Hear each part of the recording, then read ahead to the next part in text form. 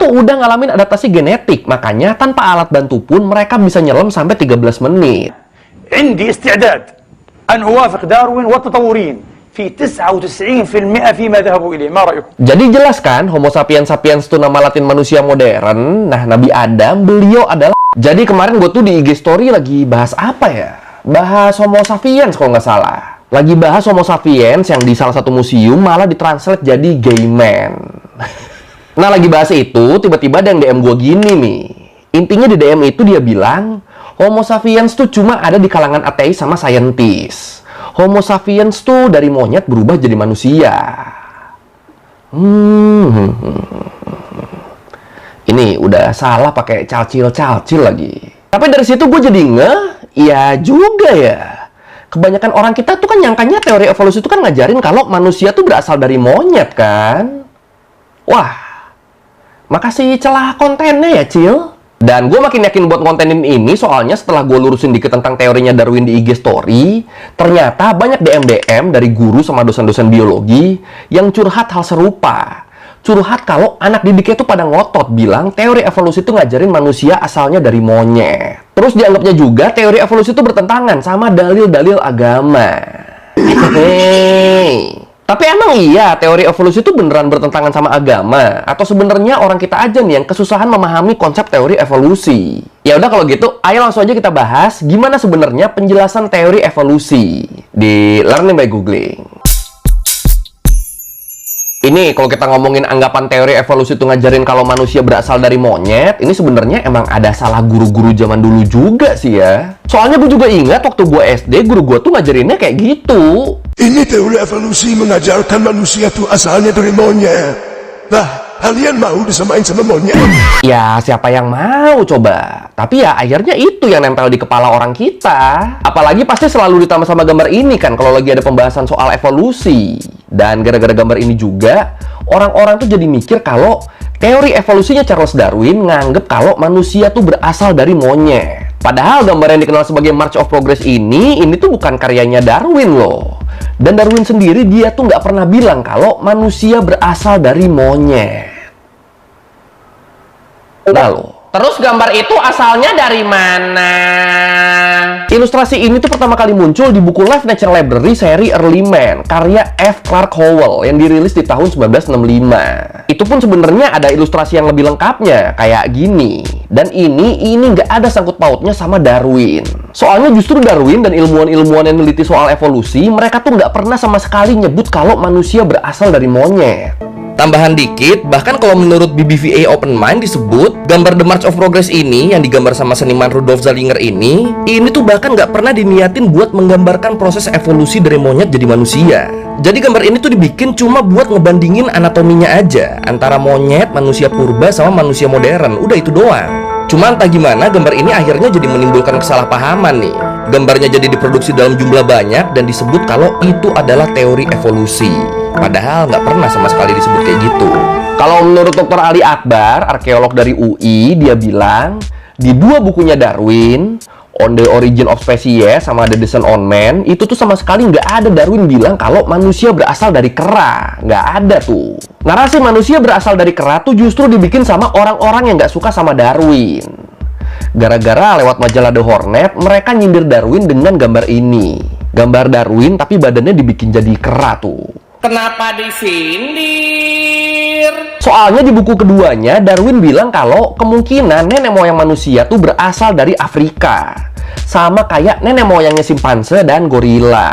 Atau tepatnya Darwin tuh bilangnya, di setiap wilayah besar di dunia, mamalia yang hidup berkerabat dekat dengan spesies yang telah punah di wilayah yang sama. Oleh karena itu, kemungkinan besar Afrika dulunya dihuni oleh kera-kera yang sudah punah, yang berkerabat dekat dengan gorila dan simpanse.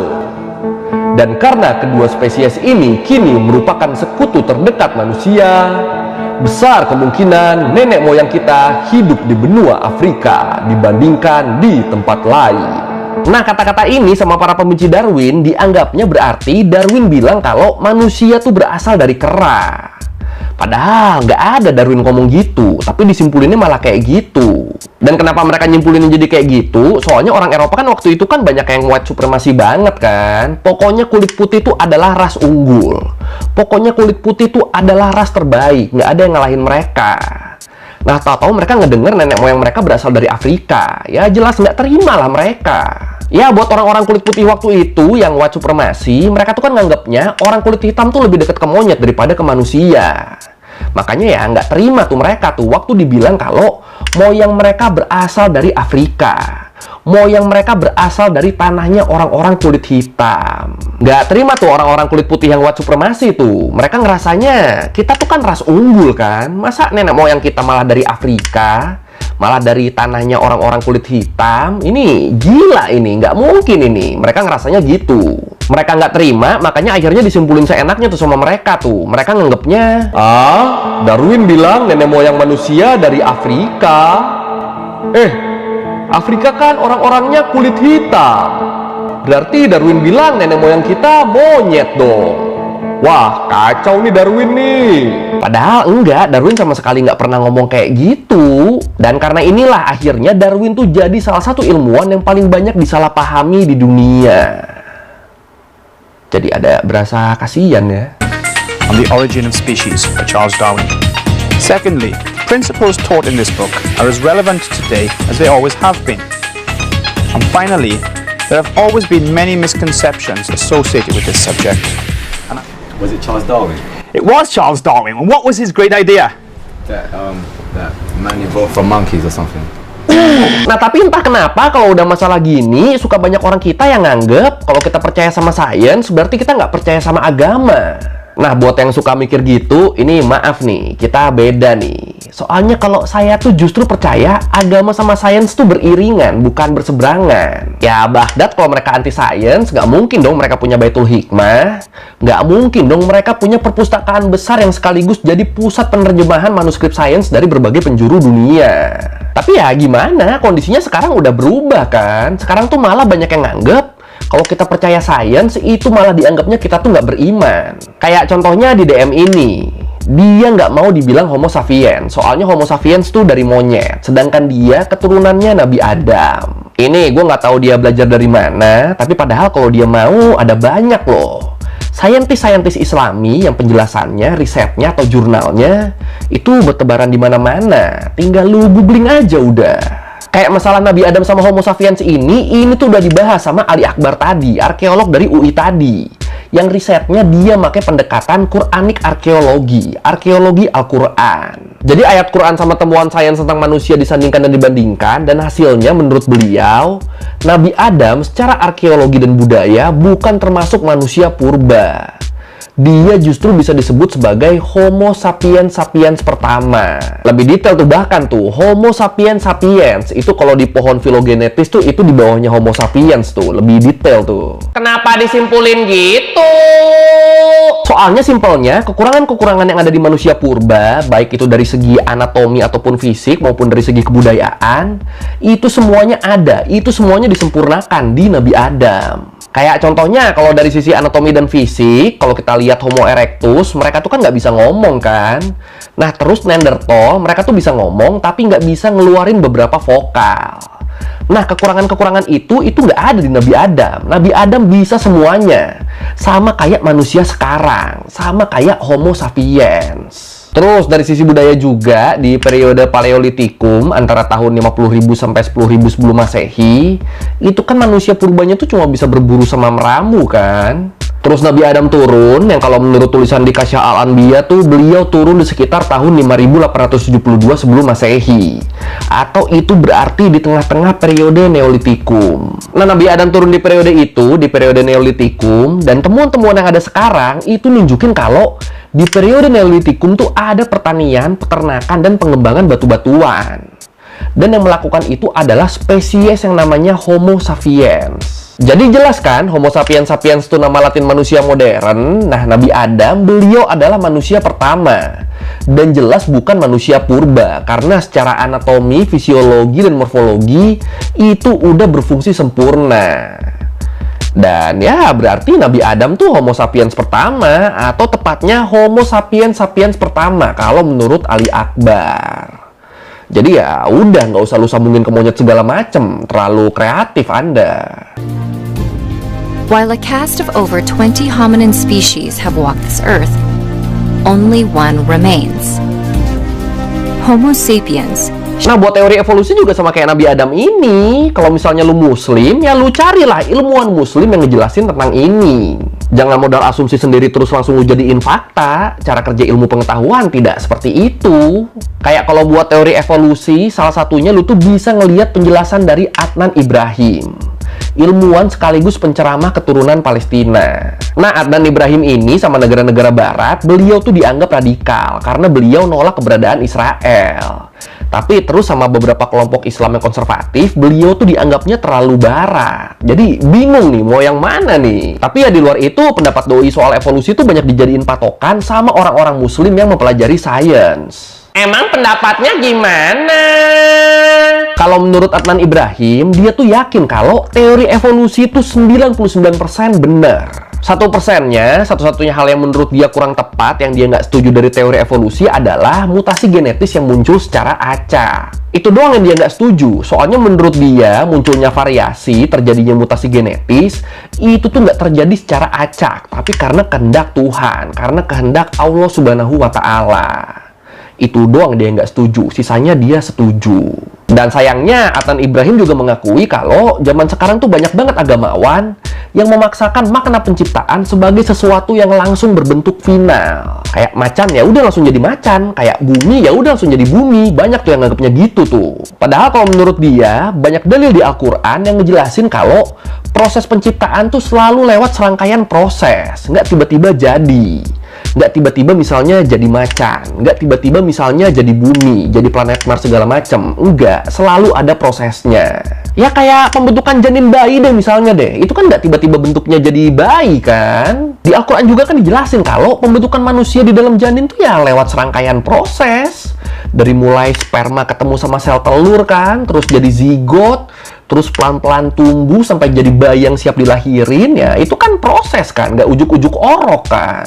Nah, pembentukan alam semesta dan seisinya tuh menurut beliau juga sama, kayak gitu, ada prosesnya. Bahkan kalau menurut Adnan Ibrahim, di Al-Quran juga kan disebut kalau bumi dan langit tuh dulunya satu. Dan setelah diteliti ternyata emang faktanya gitu kan. Jadi sebelum muncul matahari sama bumi, alam semesta tuh kan dipenuhin sama debu kosmik yang kemudian ngebentuk bintang.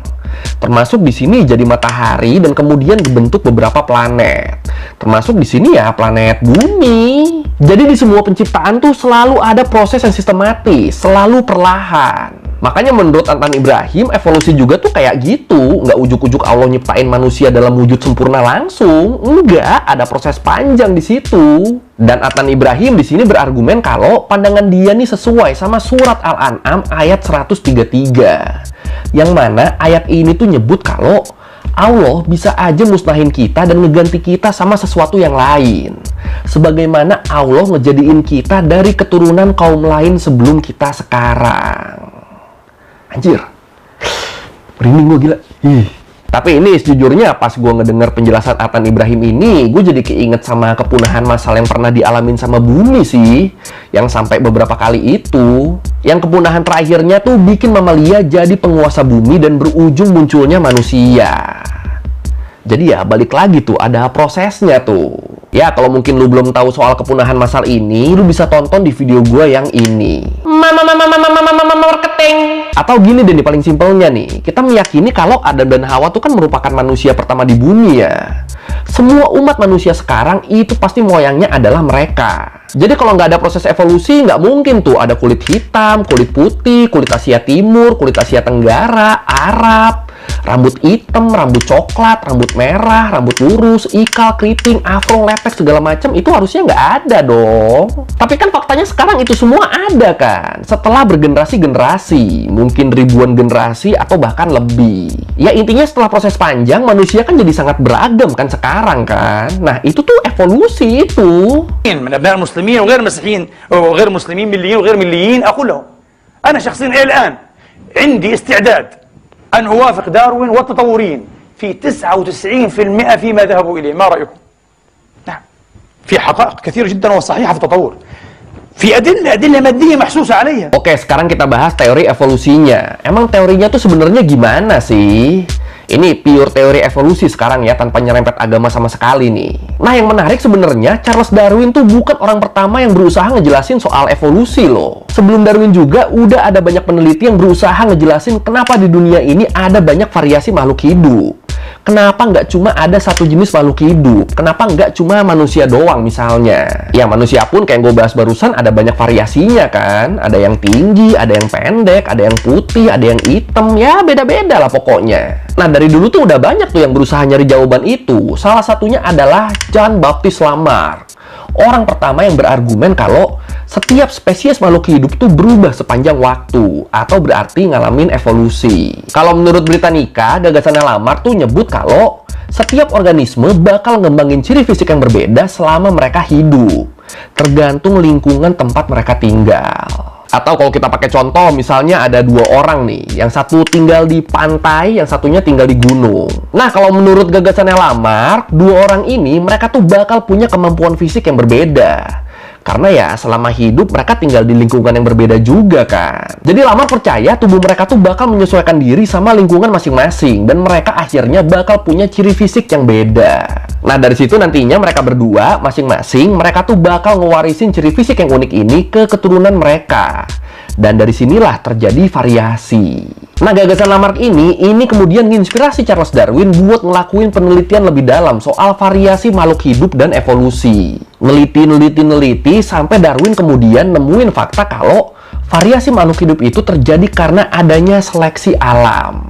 Apaan tuh? Ya kayak namanya, seleksi alam. Jadi Darwin percaya kalau kerja evolusi itu adalah dengan cara mengeliminasi organisme yang nggak sesuai sama lingkungan. Jadi yang nggak bisa beradaptasi sama lingkungannya, itu mereka pasti bakal mati. Nah, dari sinilah kemudian muncul istilah survival of the fittest. Atau kalau ditranslate tuh berarti kira-kira keberlangsungan makhluk hidup yang paling sesuai sama lingkungan. Kira-kira kayak gitulah. Atau biar kebayang, ini kita pakai contoh yang tadi lagi deh tuh. Anggap aja ada dua lingkungan yang berbeda. Lingkungan gunung sama lingkungan pantai, lingkungan laut. Nah, di dua lingkungan ini ditaruh sekelompok manusia. Spesiesnya sama-sama Homo sapiens, tapi tiap orangnya tuh fisiknya tuh nggak ada yang sama. Jadi ada yang lebih tinggi, ada yang ototnya lebih kebentuk, dan bisa jadi ada yang punya penyakit bawaan dari lahir. Pokoknya nggak ada yang sama lah, beda-beda semuanya. Nah, yang laut dulu deh. Orang-orang ini ketika dihadapkan sama lingkungan laut, ya jelas mereka yang lahir dengan beberapa ciri fisik tertentu, kayak volume paru-paru yang lebih besar, atau bentuk badan yang lebih aerodinamis.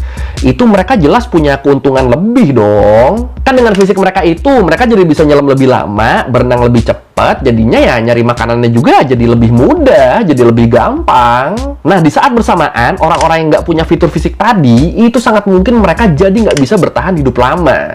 Dan ya udah, lama-kelamaan mereka punah deh. Yang nggak bisa adaptasi punah, sementara orang-orang dengan ciri-ciri paru-paru besar dan badan aerodinamis tadi, mereka bakal bertahan lebih lama dan jadi bisa menghasilkan keturunan. Dan pastinya keturunan mereka juga itu bakal punya kecenderungan buat punya ciri fisik yang mirip sama orang tuanya. Makanya akhirnya yang bertahan di lingkungan laut tuh ya didominasi sama orang-orang dengan paru-paru besar dan badan aerodinamis. Atau contohnya kayak suku Bajo aja, yang jadi inspirasi suku air di film Avatar 2. Itu kan suku Bajo tuh mereka tuh udah ngalamin adaptasi genetik, makanya tanpa alat bantu pun mereka bisa nyelam sampai 13 menit.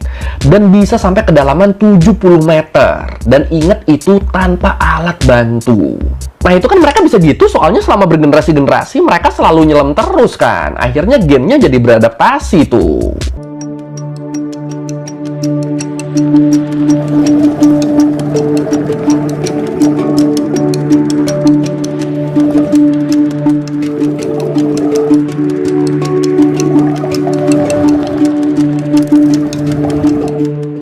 Nah, itu barusan di lingkungan di sekitar laut. Buat di lingkungan gunung juga sama. Mereka yang akhirnya bisa hidup nyaman di gunung itu pastinya adalah orang-orang dengan ciri fisik tertentu yang kemampuan fisiknya itu mendukung. Kayak misalnya orang yang punya lubang hidung lebih besar buat ngambil oksigen lebih banyak.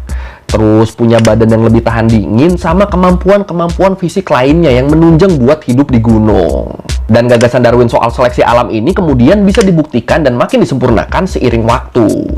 Kayak ya tadi keberadaan suku Bajo tadi misalnya. Makanya walaupun Lamarck tuh bisa dibilang lebih dulu nyebutin gagasan adanya evolusi, tapi tetap Darwin yang bisa ngejelasin lebih tepat soal cara kerjanya. Darwin yang bisa ngejelasin soal mekanisme dari evolusi. Dan gagasan Darwin ini kemudian disempurnakan lagi seiring berkembangnya ilmu biologi dan genetika. Oh iya, yang perlu diingat juga kayak namanya evolusi, perubahan dalam jangka waktu yang sangat lama. Jadi ya proses seleksi alam ini juga tuh butuh waktu yang panjang banget ya, buat akhirnya bisa ngasih lihat variasi makhluk hidup sesuai lingkungannya. Balik lagi jadi nggak ujuk-ujuk jadi gitu tuh, enggak, prosesnya panjang banget. Bener-bener butuh waktu bergenerasi-generasi tuh, bisa ratusan tahun, ribuan tahun, atau bahkan lebih. In nature, there is a struggle for survival, in which the strongest individual is not necessarily the survivor. Instead, it's the one which best adapts to the environment where it lives. If a living being has any trait that helps him to survive, it will be more successful at reproduction. Those which don't adapt will die without descendants. The creatures with the most success in reproducing pass their traits to their lineage, and so on, until these variations end up becoming a new species. Nah, terus yang namanya proses evolusi, itu tuh bukan proses linear ya. Bukan proses perubahan dari makhluk sederhana ke makhluk yang lebih kompleks. Bukan perubahan dari makhluk lemah ke makhluk yang lebih kuat. Bukan perubahan dari monyet yang kecil yang kinerja otaknya seadanya terus berubah jadi manusia yang otaknya optimal. Bukan gitu. Karena kalau kayak gitu, harusnya makhluk-makhluk sederhana kayak bakteri misalnya, itu harusnya sekarang udah nggak ada dong, karena ya udah berevolusi semua kan, kalau logikanya kayak gitu. Makanya akhirnya makin nggak tepat nih kalau dibilang proses evolusi tuh ngajarin manusia adalah keturunannya monyet, atau dari monyet pelan-pelan berubah jadi manusia. Itu nggak tepat tuh, karena itu kan prosesnya linear kan, sedangkan evolusi nggak kayak gitu. Iya, emang kalau menurut klasifikasi biologinya, kita manusia, kita tuh emang punya klasifikasi biologi yang sama kayak kera. Kita tuh dianggapnya termasuk primata karena punya banyak kesamaan biologis, anatomi, dan genetik dengan primata-primata lainnya. Makanya manusia dimasukinnya ke primata juga. Nah, tapi kalau dilihat lebih jauh lagi, lebih besar lagi, lebih luas lagi, kita tuh masuknya mamalia, bareng sama anjing, kucing, kelelawar, bahkan paus. Karena kita sama-sama menyusui. Nah, tapi karena sesama mamalia, apa berarti kita keturunannya paus? Jelas enggak kan? Nah, manusia ke kera atau bahkan ke monyet juga gitu. Walaupun banyak kemiripannya dari segi genetis sama anatomi, walaupun kita sama-sama klasifikasinya di primata, ya bukan berarti kita keturunan monyet. Ya, walaupun gue bisa suara itu bukan berarti gue keturunan monyet kan. Into man, why aren't they extinct? Because by the time we developed to this level, they should have been extinct. No, that's not the way evolution works. We're not descended from them. Yes. We're cousins of them.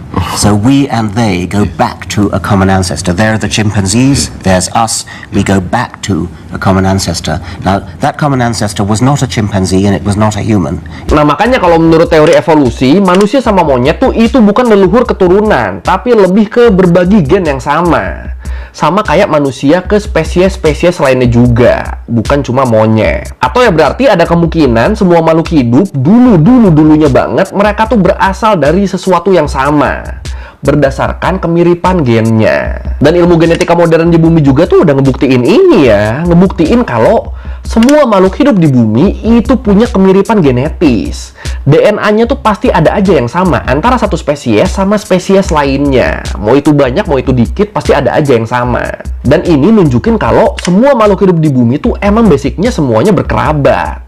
Dimana semakin mirip ya artinya hubungan kekerabatannya juga jadi semakin deket. Kayak misalnya antara manusia sama manusia lain, bahkan yang fisiknya paling beda sekalipun, itu pasti kemiripannya tuh sekitar 99,9%. Atau manusia sama simpanse deh, kita tuh punya kemiripan genetis sekitar 98,8%. Tapi ya udah, walaupun setinggi itu kemiripannya, ya kita tuh cuma kerabat aja, bukan berarti dia moyangnya kita, enggak. Atau nggak usah yang bentuknya mirip deh, sama pisang aja. Manusia tuh punya kemiripan gen 60% loh sama pisang loh. Dan data ini tuh berdasarkan pengujian yang valid ya. Jadi mau lu nggak ngaku kayak apa juga, tetap Faktanya, lu ada miripnya sama pisang. Jadi ya kurang lebih gitulah konsep evolusi yang selama ini disalahpahami. Bukan perubahan dari monyet ke manusia jadi ya, tapi lebih kepada proses seleksi alam. Lebih kepada proses bertahannya spesies yang punya karakteristik yang sesuai sama lingkungan. Dan punahnya spesies lain yang fitur tubuhnya nggak cocok sama lingkungan tempat tinggalnya. Tapi walaupun selama ini dipercayanya begitu, tapi bukan berarti para peneliti tertutup sama bantahan ya. Bukan berarti para peneliti nggak mau nerima bantahan. Enggak. Kalau ada yang mau ngebantah, itu bisa, asal udah jadi teori juga. Jadi asumsinya, dugaannya, bantahannya, hipotesisnya, itu udah ngelewatin pengujian dan eksperimen. Sampai hipotesisnya tuh udah terbukti valid. Dan itu pun belum langsung jadi teori loh. Buat jadi teori, hipotesis tadi tuh harus diuji dulu berkali-kali dengan kondisi-kondisi yang berbeda. Dengan data-data yang berbeda. Dan kalau hasilnya konsisten, baru deh tuh hipotesisnya bisa jadi teori. Jadi kalau ada yang bilang evolusi itu cuma teori, evolusi itu bohong, ya nggak apa-apa, silakan.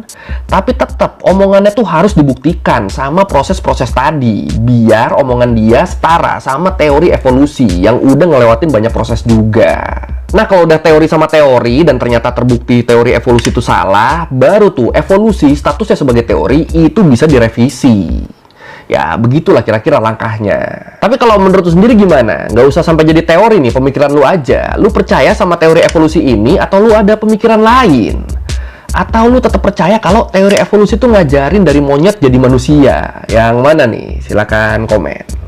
Scientific advances have confirmed his theory, and even the Catholic Church ended up accepting decades later that evolution is compatible with faith. Oke, sekian dari Googling kali ini tentang proses teori evolusi.